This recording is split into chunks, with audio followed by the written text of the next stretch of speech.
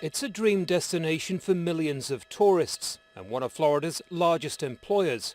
Now the streets, rides and car parks of Disney World in Orlando are deserted.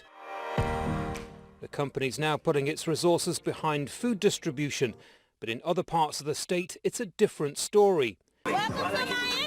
In Miami, university students on their spring break are blatantly ignoring warnings about gathering in large crowds. The governor of Florida has told them to knock it off, but many seem unconcerned about the health risks. We need a refund. This virus ain't that serious. It's more serious things out there like hunger and poverty, and we need to address that. What is there to do here other than go to the bars or the beach, and they're closing all of it? It's really messing. I think they're blowing it way out of proportion. On Florida's west coast too, tourists and locals appear blissfully ignorant of the dangers of the pandemic. The Jordan family, visiting from Tennessee, wrongly believe the whole crisis is a hoax. There's a lot more people die from the flu and a lot more people die from swine flu than any coronavirus probably will ever kill. Everybody's going to get it eventually. It's a viral infection. Parts of Miami Beach are now closed, but stiffer measures may be needed. It's hard to believe this far into the crisis there are some that appear unconcerned with the pandemic.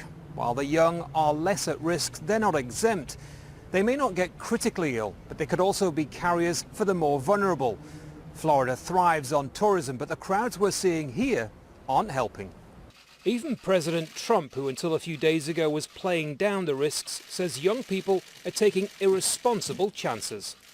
We don't want them gathering, and I see they do gather, including on beaches and including in restaurants, young people.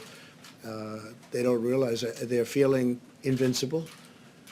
I don't know if you felt invincible when you were very young, but they were feeling totally invincible or are feeling that way, but they don't realize that they can be carrying lots of bad things home to grandmother and grandfather and even their parents. Florida's Governor Ron DeSantis has warned people not to gather in groups of more than 10. It's a warning that few here seem to be heeding. Andy Gallacher, Al Jazeera, Miami, Florida.